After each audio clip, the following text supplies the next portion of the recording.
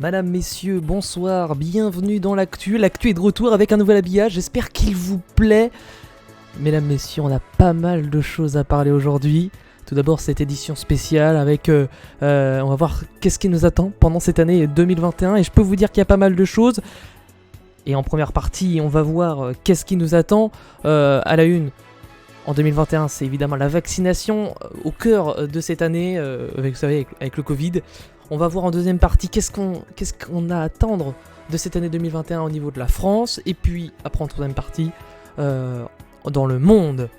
Le deuxième point de l'actu qu'on évoquera, on partira à Washington DC pour revivre les événements qu'il y a eu mercredi, un jour qui est historique pour les États-Unis. On y reviendra en détail sur cette attaque du Capitole par des pro-Trump dans quelques instants. On terminera avec la météo et quelques informations qui pourront tomber et qui sont tombées durant cette journée, qu'on en parlera tout à l'heure avant la météo.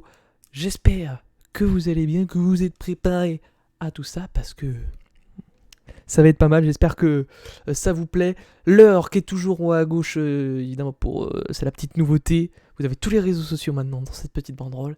C'est épuré, c'est sympa, c'est stylé, c'est classe. Voilà, c'est l'actu, c'est plus sobre maintenant. Et je trouve ça pas mal. Déjà la Games Actu, ça a déjà changé. Il y a juste le générique de la Games Actu et l'outro qui va changer. En revanche, et pareil pour Steve Live, qui devrait changer un tout petit peu. Ça se ressemble grandement, mais voilà, en termes d'habillage, vous connaissez déjà celui des Games Actu, et vous venez de découvrir maintenant celui de l'actu. On est parti pour cette première actualité. Qu'est-ce qu'on attend de 2021 Et tout d'abord, c'est la vaccination. Et oui, la campagne de vaccination contre le Covid-19 qui a débuté le 27 décembre en France.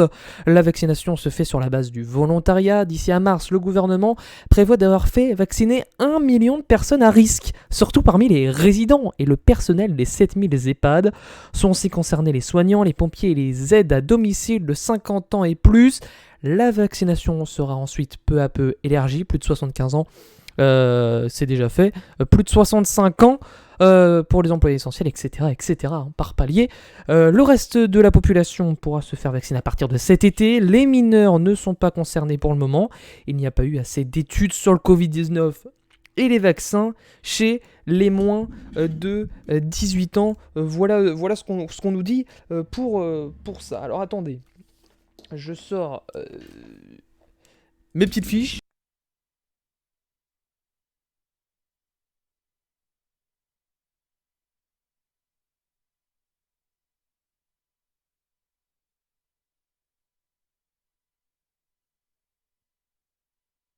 Parce qu'une émission j'en fiche, ça n'a aucun sens. Voilà. Et on commence avec cette vaccination, avec la vaccination qui est le seul moyen de vaincre le Covid-19. Et oui, 2021 sera l'année des vaccins. Je vous en parlais il y a quelques instants. Mais en France, comme dans de nombreux pays, il faudra encore vivre de longs mois avec le coronavirus. Une partie de la population mondiale sera vaccinée contre le Covid-19 au cours de l'année. À quelle échéance la vaccination va-t-elle permettre aux Français de retrouver une vie normale ? Deux spécialistes ont répondu. La mise au point de plusieurs vaccins contre le Covid-19 ces derniers mois a suscité beaucoup d'espoir pour 2021. Les vaccins offrent la solution pour sortir afin de cette tragédie, mais il faudra du temps pour que le monde entier soit vacciné, a averti avant Noël le directeur de l'OMS. Pour l'infectiologue Karine Lacombe, la vaccination est le seul moyen réel de vaincre le Covid-19. Un autre moyen serait un confinement très long, d'au moins 6 mois, et plus poussé que ceux qu'on a connus en 2020. En France, comme ailleurs dans le monde, ne pourra pas être vacciné en même temps, la quantité de vaccins disponibles étant limitée, et le virus continuera à circuler en 2021. Il y aura probablement une troisième vague, estime Karine Lacombe. On ne connaît pas encore sa gravité, elle sera probablement moins forte que les précédentes. Selon l'épidémiologiste Catherine Hill, pour que le virus ne circule plus, il faut que les 2/3 des gens soient immunisés, soit parce qu'ils ont déjà contracté le virus, c'est le cas de 10% à 15% des Français, soit parce qu'ils sont vaccinés. Au début de l'épidémie, chaque personne porteuse du SARS-CoV-2, le coronavirus responsable du Covid-19, en a contaminé en moyenne 3 autres. Si les 2 tiers de la population avaient été vaccinés, un porteur du virus n'aurait risqué de contaminer qu'une autre personne, stoppant la progression de l'épidémie. C'est le point de bascule qu'il faut réussir à atteindre, mais il faut aller vite. Et je crains que le programme de vaccination prévu par le gouvernement ne soit pas assez rapide. Karine Lacombe estime que la situation s'améliorera à partir de l'automne. Nous ne vivrons pas comme avant la crise sanitaire, mais ce sera quand même mieux qu'en 2020. Peut-être qu'il faudra encore porter le masque et respecter les gestes barrières pendant plusieurs mois, mais je suis optimiste. 2021 sera vraiment différente de 2020. Ce ne sera plus un trou noir où tout est flou et où il est impossible de se projeter. Voilà pour ces avis de ces épidémiologistes. Et ça c'est pas mal. Donc une 3e vague. De toute façon, moi ça me fait un peu marrer quand même quand certains très très optimistes quand même, qui disaient oui, après le nouvel an, genre 1er janvier 2021, ça y est, il n'y a plus de Covid. Faut pas y croire, hein. Le Covid va rester là, même j'espère le moins longtemps possible en 2021, mais il sera présent, on doit encore porter le masque, et justement il faut continuer à faire ça, et du coup j'incite grandement tout le monde à porter le masque, mais aussi comme il faut, parce que on dit porter le masque, mais quand je vois dans les transports en commun que les gens l'ont sous le nez, et voilà, pour moi c'est pas porter le masque. Après je pense que il y a surtout une erreur, parce qu'on a vu pas mal de fêtes clandestines durant ces vacances. Je pense, très concrètement, c'est parce que au début, après il y a des jeunes aussi qui s'en foutent un peu, mais au début, le gouvernement a dit les jeunes ne meurent pas du Covid. Ils peuvent tomber malades du Covid, mais ne meurent pas. Ce qui est totalement une connerie, parce que des jeunes sont morts du Covid-19. Donc, voilà, et ce qui fait que les jeunes se disent mais pourquoi moi j'ai plus le droit d'aller voir mes proches, ma famille, alors que je risque rien? Pourquoi j'ai pas le droit pourquoi je dois porter un masque alors que ça me fait rien? Voilà ce que les jeunes, je pense, je suis pas dans leur tête, je pense que c'est ça que les jeunes se disent, mais non, on peut en mourir du Covid-19, et ça faut le prendre très au sérieux. Et puis aussi vous pouvez contaminer, peut-être que à vous ça ne vous fait rien, mais peut-être que à votre grand-mère que vous allez voir le week-end, Là, par contre, ça peut être grave, et si elle a des soucis de santé, par exemple, au terme de la respiration, là, ça peut être très grave. Donc c'est pour ça qu'il faut prendre ça très au sérieux, et puis si on veut en sortir le plus rapidement possible, il faut que chacun soit dedans et qui porte le masque comme il faut. Ça, c'est important. Voilà. Et quand je dis porter le masque, évidemment, c'est au-dessus du nez, au-dessus de la bouche, parce qu'il y en a carrément, ils l'ont sous la bouche, j'ai envie de te dire, mais rien. Mais voilà. Respectez tout ça, et ça se passera au mieux et le plus vite possible. Je l'espère, je croise les doigts. Les réservations de vaccins anti-Covid faites par les pays riches menacent l'approvisionnement du reste du monde. Et oui, forcément, les pays riches ont la main sur les pays pauvres, les pays riches qui ont réservé plus de la moitié des stocks de vaccins les plus efficaces contre le Covid-19, alors qu'ils représentent 14% de la population mondiale. C'est le constat d'une étude publiée dans le British Medical Journal. Le Canada, les États-Unis et l'Europe auront de quoi vacciner leurs populations respectives, respectivement 5 fois, 3 fois et 2 fois, alors que des pays pauvres, notamment en Afrique, n'arrivent pas à s'approvisionner. Selon l'étude, au moins un être humain sur 5 n'aurait pas accès au vaccin avant 2022. L'OMS a pourtant mis en place le programme COVAX visant à fournir au moins 2 milliards de doses d'ici la fin de l'année pour vacciner 20% des personnes les plus vulnérables dans 91 pays pauvres comme le Zimbabwe, le Pakistan, le Mexique. Mais selon un rapport de Gavi, l'Alliance du vaccin partenaire du projet, le risque d'échec de COVAX est très élevé à cause des réservations faites par les pays riches justement, mais aussi du possible manque de financement. Dans ce cas, des populations pauvres seront privées de vaccins jusqu'en 2024. Des ONG pressent les gouvernements et l'industrie pharmaceutique d'agir pour garantir une production de doses en quantité suffisante. Et oui, ça c'est le problème, forcément.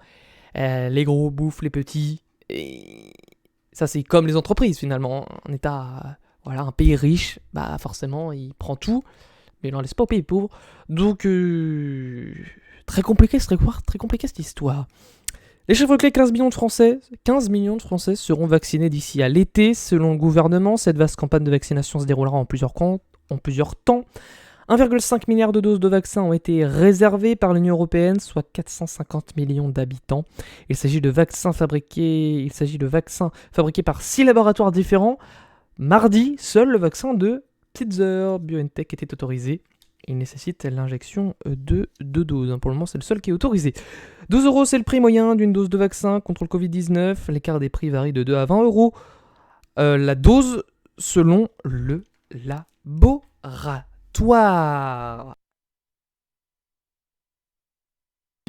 Qu'est-ce qui nous attend maintenant en France ?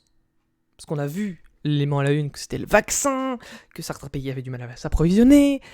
Et là maintenant on va voir ce qui nous attend en France. Tout d'abord on va partir sur Netflix qui diffusera cette année un télécrochet pour découvrir des talents du rap francophone.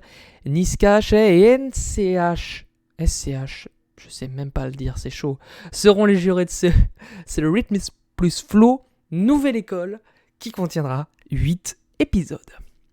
Le 39e album d'Astérix, le premier depuis la mort d'Uderzo, sortira le 21 octobre. C'est la série de BD la plus vendue au monde, avec plus de 385 millions d'albums écoulés en 111 langues. À cause de la pandémie, les concerts des Enfoirés prévus du 13 au 17 janvier à la Hall Tony Garnier à Lyon dans les Rhônes auront lieu sans public. Ils seront enregistrés et diffusés en mars à la télévision. Depuis janvier, le fait de déposer des prospectus dans des boîtes aux lettres sur lesquelles figure l'autocollant Stop Pub est passible d'une amende de 1 500 € portée à 3 000 € en cas de récidive. À Paris, un procès fleuve pour les attentats de novembre 2015. Il a été repoussé à cause de la crise sanitaire. Le procès des attentats commis par des terroristes islamistes le 13 novembre 2015, les plus meurtriers perpétués en France, est prévu du 8 septembre à la fin mars 2022. 110 journées d'audience filmées dans une salle de 550 places construite spécialement, près de 1800 parties civiles survivants proches des victimes, 350 avocats, une foule de journalistes. Le procès des 20 personnes renvoyées devant la cour d'assises spéciale de Paris sera hors norme. 14 d'entre elles doivent comparaître, dont le français Salah Abdeslam, seul membre vivant des commandos de Daesh. Les 6 autres seront jugés en leur absence. Parmi elles, le Belge Oussama Attar, accusé d'avoir planifié les attentats depuis la Syrie, où il a été tué en 2017. Selon les services de renseignement, le 13 novembre 2015, 3 commandos de 3 hommes chacun ont attaqué Paris et les abords du Stade de France, faisant 130 morts, dont 90 dans la salle de spectacle du Bataclan. Une citation maintenant en France, je l'ai connu gamin, l'injustice, donc je préfère la subir que la commettre. C'est Gims qui a dit ça dans le magazine Paris Match, section d'assaut. Le groupe qui l'a fait connaître se réforme pour une tournée annoncée du 1er juillet au 18 décembre. En France, ça va être un petit message pour les lycéens à présent. Plutôt pour ceux qui sont en terminale, avec le bac, la spécialité sport qui débarque à la rentrée. Pour les lycéens intéressés par les métiers du sport, alors vu que c'est à la rentrée, non, c'est pas pour, c'est plutôt pour les premières. La spécialité sport qui débarque à la rentrée pour les lycéens intéressés par les métiers du sport. Une nouvelle spécialité éducation physique, pratique et culture sportive verra le jour cette année. Elle figurera parmi les choix de vœux formulés en seconde au second trimestre, puis sera mise en place en première à la rentrée de septembre dans 1 à 3 établissements par académie. En 2022, elle sera ouverte aux élèves de terminale et élargie à d'autres établissements. Toujours en France, 3000 patients atteints de maladies graves comme l'épilepsie, le cancer, la sclérose en plaques commenceront d'ici à fin mars un traitement médical expérimental avec du cannabis. Il se présentera sous forme d'huile ou de gélule. Le cannabis à fumer est lui exclu. En France, une nouvelle carte d'identité à puce cette fois-ci et qui est plus petite. Dès cet été, de nouvelles cartes d'identité seront délivrées à partir d'août. Elles seront plus petites, de la taille d'une carte bancaire, et contiendront une puce électronique abritant des informations sur son processeur, nom, prénom, sexe, âge, empreinte digitale, photo, etc. Un taxi volant est à l'essai à Cormeilles-en-Vexin. Décollage, insertion dans l'espace aérien. Des tests de taxi volant en situation réelle sont prévus à partir de juin depuis un aérodrome du Val d'Oise. Cet hélicoptère électrique est capable de transporter 2 personnes et des bagages à 110 km/h. L'objectif est d'ouvrir des lignes de taxi aérien à Paris d'ici à 2030.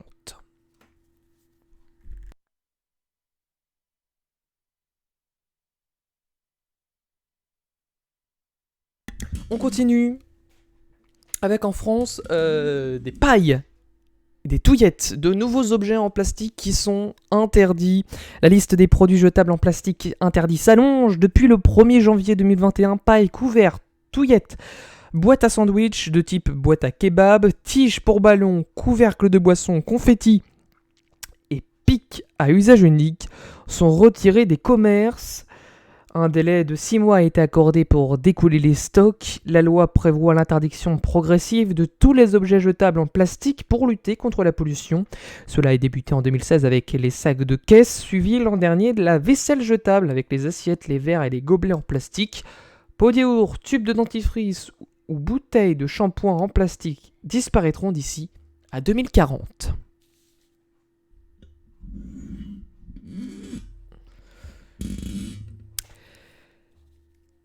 Et je pense qu'on a fait tout. J'ai une petite citation à vous lire. Le 21e siècle sera spirituel ou il ne sera pas. C'est l'écrivain André Méraud qui a dit ça de 1901 à 1976.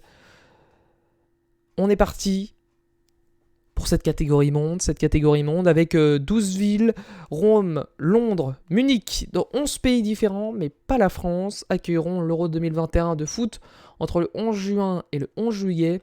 Prévu l'an passé, il a été repoussé à cause de la pandémie. Joe Biden est lui élu 46e président des États-Unis. La cérémonie d'investiture sera, elle, prévue le 20 janvier, en espérant que tout ça se passe bien, parce que, on verra dans l'actualité juste après, l'attaque au Capitole, l'endroit où est censée se passer cette cérémonie de passation de pouvoir.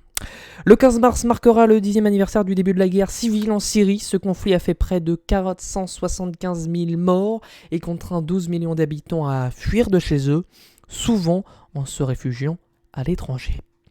Le Programme alimentaire mondial affirme que 2021 sera plus dur que l'an passé. Sur le plan humanitaire, nous allons avoir des famines de proportions exceptionnelles, selon son directeur, David Bisley. Partons dans le monde avec un trimaran autonome nommé Mayflower qui va traverser l'océan Atlantique. Il porte le même nom que le célèbre bateau ayant mené des colons anglais en Amérique. Au XVIIe siècle, le nouveau Mayflower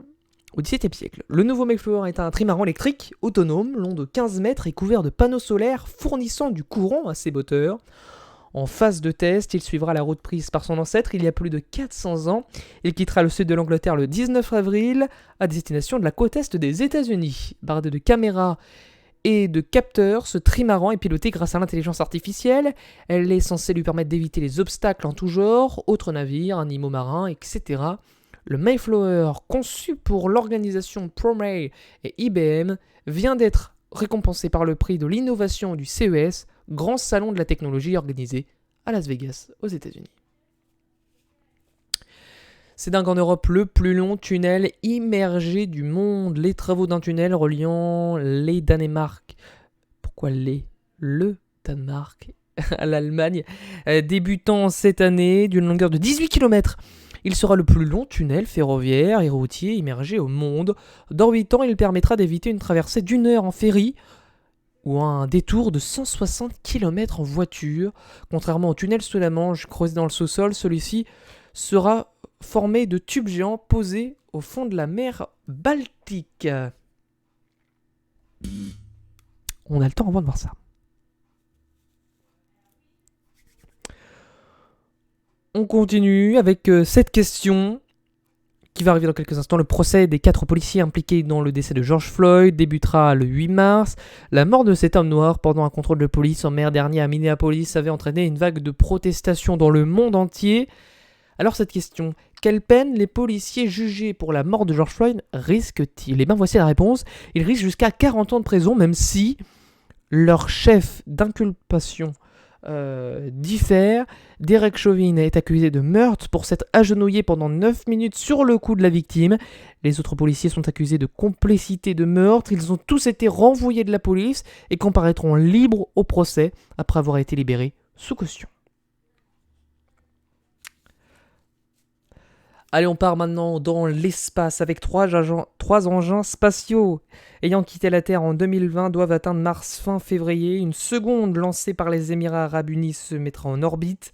Un rover américain Perseverance se posera et roulera sur la planète rouge. Il y aura enfin le robot roulant de la mission chinoise Tianwen-1. Au Royaume-Uni, la COP26, l'état d'urgence climatique est-il déclaré? Glasgow accueillera la COP26, la 26e conférence internationale de l'ONU sur les changements climatiques du 1er au 12 novembre. Près de 180 pays y sont attendus. Ils ont jusqu'à cette date pour prendre leurs nouveaux engagements, plus de 5 ans après l'accord de Paris sur le climat, afin de lutter plus efficacement contre le réchauffement climatique. On continue toujours dans l'espace avec Thomas Pesquet qui lui repart pour 6 mois dans l'ISS. 4 ans après, Thomas Pesquet va retourner dans la Station Spatiale Internationale, l'ISS. Départ prévu le 30 mars pour un séjour de 6 mois. L'astronaute français de 42 ans quittera la Terre à bord d'une capsule de SpaceX Crew Dragon, l'entreprise américaine appartenant à Elon Musk, qui est devenu cette semaine l'homme le plus riche du monde et qui est désormais chargé du transport vers l'ISS. Pesquet volera avec 2 Américains et un Japonais dans la station. Il rejoindra des Russes. Je vais me retrouver avec 3 ou 4 personnes avec lesquelles j'ai déjà volé, explique le français. C'est un peu la saison 2 avec les mêmes personnages. Il partira avec des cellules souches de cerveau afin d'étudier leur vieillissement dans l'espace. Il continuera à parler environnement au public. Il l'avait fait lors de son premier séjour de novembre 2016 à juin 2017 en partageant des photos de la Terre prises de l'ISS. Mais je ne vais pas ouvrir de compte TikTok, a-t-il dit en plaisantant. Enfin, on termine avec cette citation dit au Japon, ce ne sera pas forcément des JO rigolos pour nous, il risque d'y avoir peu de public. C'est Florent Manodou qui a dit ça sur RTL. Le nageur français se prépare pour les Jeux Olympiques de Tokyo. Annulés l'an passé à cause du Covid-19, ils sont prévus du 23 juillet au 8 août.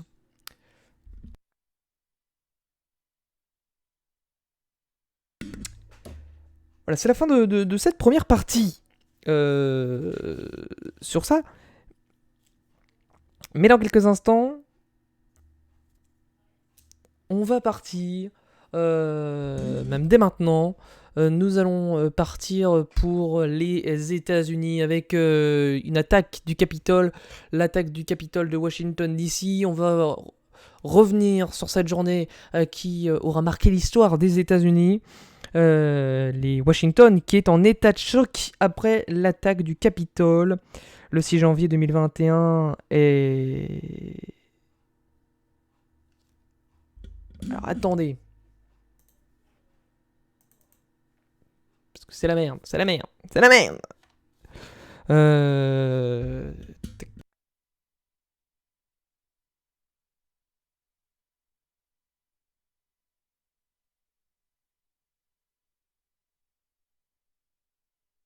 Les États-Unis en état de choc après l'attaque du Capitole. L'attaque du Capitole mercredi 6 janvier a choqué l'Amérique. Inédit, cet assaut de la foule qui s'est soldé par un bilan établi dans la nuit à 4 morts a retardé la confirmation de la victoire de Joe Biden.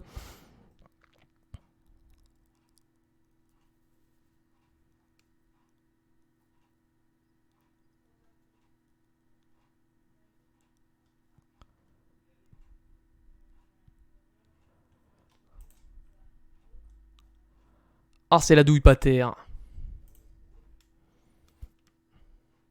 attendez, petit souci technique.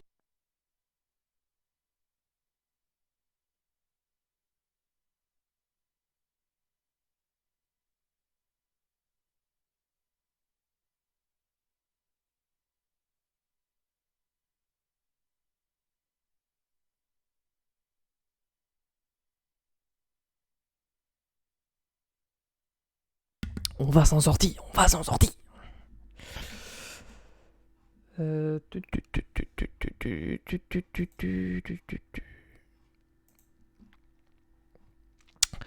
capitale américaine a été, mercredi soir, le théâtre de ce que Joe Biden appelle une insurrection, le symbole même de la démocratie américaine de suffrage universel. Le Capitole a été pris d'assaut par des émeutiers encouragés par Donald Trump. Ils sont arrivés presque pacifiques. Face à eux, une poignée de policiers sans équipement, anti-émeute et bien seuls.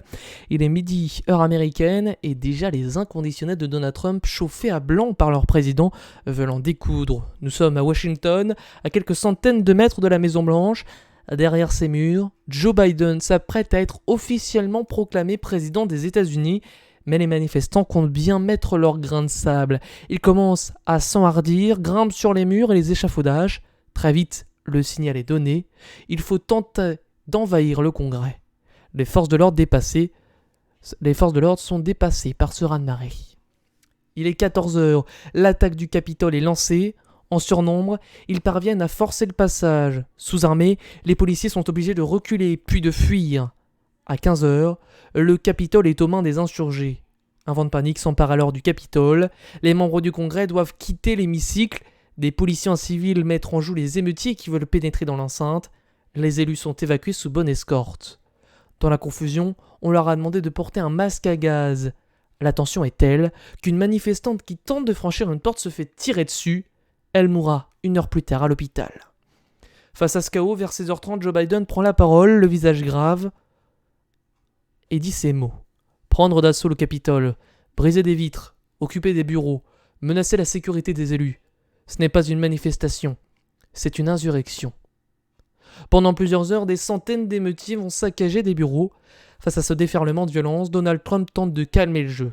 5 heures après le début de l'insurrection et accompagné d'agents du FBI, les sénateurs retournent au Congrès pour terminer la certification des résultats. Les insurgés sont évacués, Manu Military par la garde nationale, arrivé en renfort. Et oui, cet événement très chaud qui aura grandement marqué cette journée qui n'avait aucun sens, qui fait un total de 5 morts, 4 manifestants et un policier qui est mort de suite de ses blessures. Voilà, ça restera, je pense, gravé dans les États-Unis. Parce que voilà, c'est quand même... Là, c'est chaud. Et d'ailleurs, on va venir à la source de ce problème. Donald Trump qui a carrément été banni de Twitter. Les réseaux sociaux sont-ils légitimes à censurer le président américain ? C'est cette question qu'on pourrait se poser. Parce que c'est quand même grave ce qu'il a fait, mais c'est quand même le président américain. Les responsabilités octroyées aux grandes plateformes et leur pouvoir de censure posent aujourd'hui de nombreuses questions. 3 jours après les émeutes au Capitole orchestrées par des militants pro-Trump, Twitter a décidé de bannir définitivement le compte du président américain. On assiste aujourd'hui à une véritable destitution numérique avant même une procédure d'impeachment, explique Florence Gzell, spécialiste du droit numérique américain et responsable de la chaire digitale de Sciences Po. Les responsabilités octroyées aux grandes plateformes et leur pouvoir de censure inquiètent aujourd'hui de nombreuses personnalités politiques. C'était son principal outil de communication en décidant vendredi de bannir définitivement le compte du président américain. La plateforme Twitter a pris une décision historique. Le compte Real Donald Trump, suivi par près de 88 millions de personnes dans le monde entier, affiche désormais une page totalement vide. Après l'assaut mercredi de militants pro-Trump sur le Capitole, plusieurs plateformes ont adopté des mesures de rétorsion contre le président américain. Facebook, Instagram, Snapchat, Twitch et désormais Twitter ont ainsi bloqué les comptes de Donald Trump pour une durée indéterminée. Les responsabilités octroyées aux grandes plateformes et leur pouvoir de censure posent aujourd'hui plusieurs questions et inquiètent au plus haut sommet. De nombreuses personnalités politiques ont condamné ce samedi la toute-puissance des GAFAM au sein du débat public. Les réseaux sociaux sont-ils légitimes à censurer le président américain ? Les géants du numérique peuvent-ils s'arroger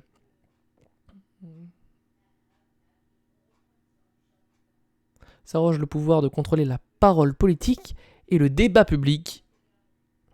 Nous faisons le point avec Florence Gzell, spécialiste du droit numérique américain, responsable de la chaire digitale de Sciences Po et enseignante à l'université de Lorraine.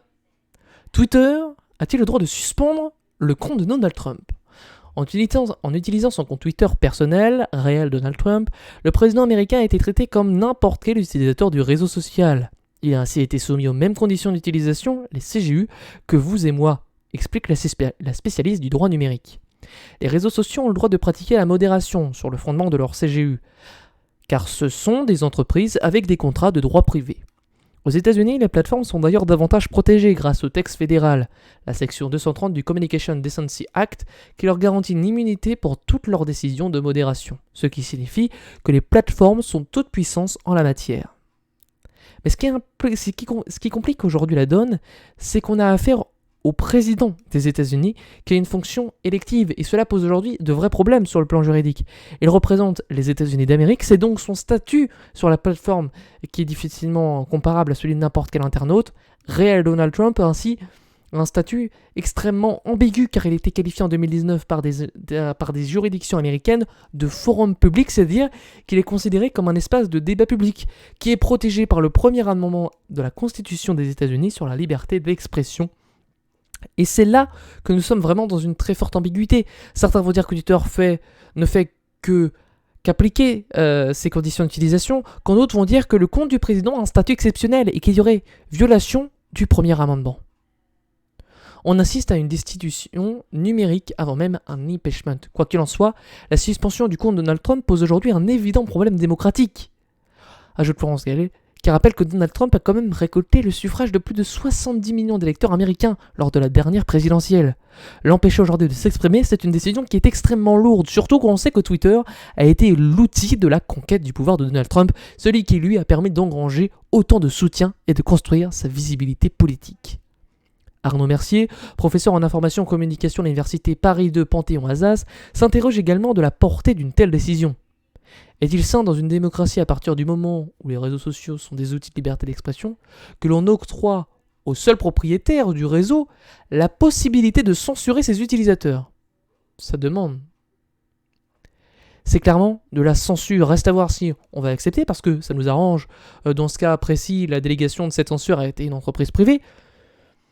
Explique de son côté Fabrice Eppelboin, enseignant à Sciences Po, Paris, spécialiste des médias sociaux. La suspension permanente du compte Twitter du président américain Donald Trump, si elle peut se justifier par une forme de prophylaxie d'urgence, n'en pose pas moins des questions fondamentales, a également estimé samedi le secrétaire d'État au numérique Cédric O. La régulation du débat public pour les principaux réseaux sociaux regarde leur seul CGU, alors qu'ils sont devenus de véritables espaces publics et rassemblent des milliards de citoyens, semble pour le moins un peu court d'un point de vue démocratique. Au-delà de la haine en ligne, nous avons besoin d'inventer une nouvelle forme de supervision démocratique, a également expliqué Cédric O. Selon la spécialiste du droit numérique américain, on assiste aujourd'hui à une véritable destitution numérique avant même une procédure d'impeachment. C'est pas du tout un hasard si Twitter prend cette décision à quelques jours de la fin du mandat de Donald Trump. Le réseau social est d'ailleurs aussi en train de désactiver beaucoup de comptes canon et pro-Trump, mais comme l'a déjà dit Mark Zuckerberg par le passé, ce n'est pas aux grandes plateformes de se faire les arbitres de la vérité ou du débat public. Qu'on se repose aujourd'hui sur les GAFAM pour la question quotidienne des flux est une chose, c'en est une autre de leur laisser autant de responsabilités entre les mains, estime Florence Schell. Alors, c'est une véritable problématique qui pourrait se transposer en France. La décision prise par Twitter au nom d'un risque de nouvelles incitation à la violence de la part du président américain sortant a en tout cas suscité de très nombreuses réactions dans la classe politique française. Jean-Luc Mélenchon, chef de la file de la France Insoumise, a estimé que le comportement de Trump ne peut servir de prétexte pour que les GAFAM s'arrogent le pouvoir de contrôler le débat public, accusant les lois Macron d'avoir légalisé cette mesure privée. Marine Le Pen du Rassemblement National, elle y voit un véritable coup de force démocratique de la part de grands groupes privés qui considèrent aujourd'hui qu'ils ont plus de pouvoir, et c'est probablement vrai, qu'un État. La décision prise par Twitter pose aujourd'hui une véritable problématique que l'on peut aussi transposer en France, reconnaît Florence Gaël. Le jour où ce genre de décision affectera un leader français qui engrange beaucoup de voix, la légitimité des GAFAM fera l'objet d'intenses débats. À part dire qu'il faudrait pouvoir se mettre d'accord à un niveau supernational, j'ai beaucoup de mal à voir comment à l'échelle nationale de notre pays on pourrait régler ces questions aussi majeures. À partir du moment où les réseaux sociaux hébergent des comptes de personnalités politiques de grande puissance mondiale, peut-être faudrait-il pouvoir les sanctuariser, s'interroge aujourd'hui l'enseignante, soulignant que ce débat risque à nouveau de se poser dans les prochains mois. Et oui, c'est vraiment un gros problème, parce que d'un côté, certes, ce qu'a fait Donald Trump, inciter à la violence, c'est scandaleux, donc forcément on comprend qu'il soit banni, mais dans un autre sens, ça fait aussi partie de la liberté d'expression, et c'est quand même le premier président, le président de la première puissance mondiale. C'est le président des États-Unis, enfin, c'est quand même quelque chose. Quand même, bannir, censurer le président américain, c'est quelque chose quand même d'honteux. Donc, forcément, il y a ce côté-là, on dit la liberté d'expression, mais faut que ça arrange les gens. Donc, c'est très compliqué. Après, faut savoir aussi que c'est un coup aussi marketing de la part de Twitter, Twitch, Facebook, et tous ces réseaux sociaux-là qui ont banni Donald Trump. C'est en gros pour faire de la pub en disant j'ai quand même banni Donald Trump. C'est quelque chose. Et donc ça fait que ça leur fait de la publicité, que les gens peut-être qui n'aimaient pas Twitter vont peut-être aller sur Twitter parce qu'ils vont se dire que maintenant tous les gens qui sont un peu comme Donald Trump vont être bannis.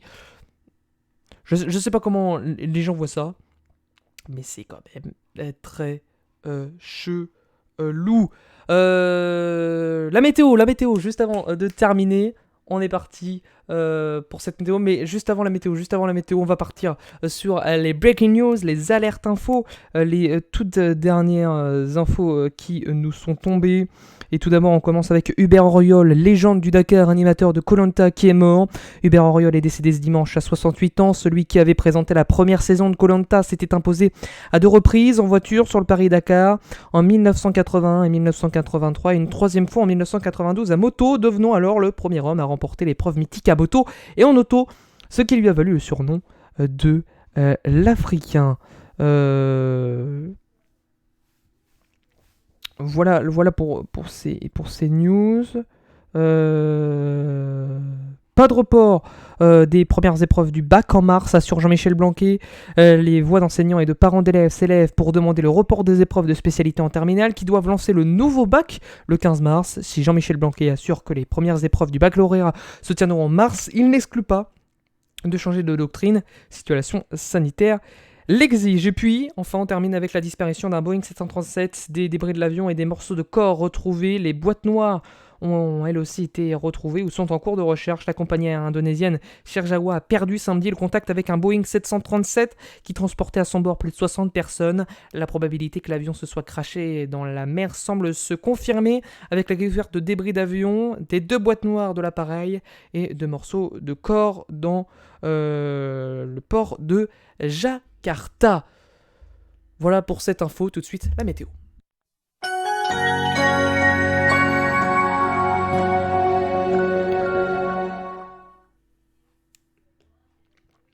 La météo tout de suite. Hop. La météo avec ce bulletin. On va y arriver.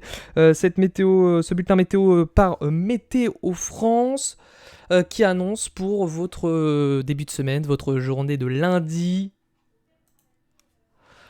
Un retour du soleil sur le pourtour méditerranéen et en montagne, froid avec des grisailles ailleurs, ayant une dégradation pluvio-neigeuse dans la nuit de lundi à mardi. L'ouest de la Corse qui reste chargé avec des ondées de pluie ou de neige à partir de 600 à 800 mètres d'altitude le matin.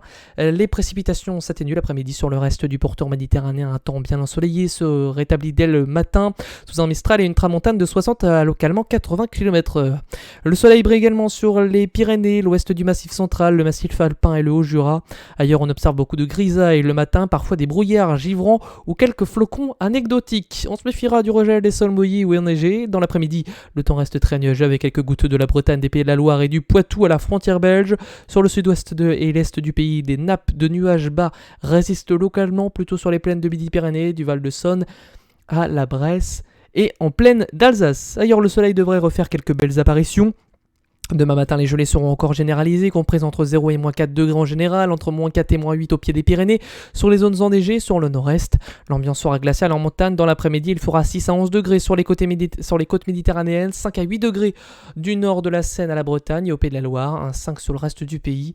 En soirée et nuit, une perturbation envahit une grande partie du pays. Elle donne de la pluie sur le nord-ouest, un risque localisé de pluie verglaçant du Poitou et du centre de la Bourgogne et de la neige sur le nord-est.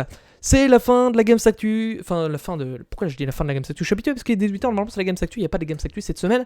Ça revient la semaine prochaine. C'est la fin de l'actu. J'espère que ces nouveaux habillages vous plaît. Maintenant, il y a l'heure, 18h05. C'est pas mal. Ça vous permet de rester à l'heure. Tout de suite, dans quelques secondes, dans quelques minutes, vous allez retrouver l'Alpaga Show pour les news de la semaine. Ça a déjà légèrement commencé. Moi, je vous dis rendez-vous la semaine prochaine dès. Dès 15h, ça dépend les horaires. Regardez bien les horaires, je vous tiendrai au courant sur Instagram. Et si vous voulez voir, vous allez sur la chaîne Twitch et vous allez dans le programmation et vous voyez un peu tout ce qui vous attend. Il faut aller voir ça vers vendredi, samedi pour être au courant de ce qui vous attend pour dimanche. Passez une très belle semaine, prenez soin de vous et à dimanche prochain. Ciao.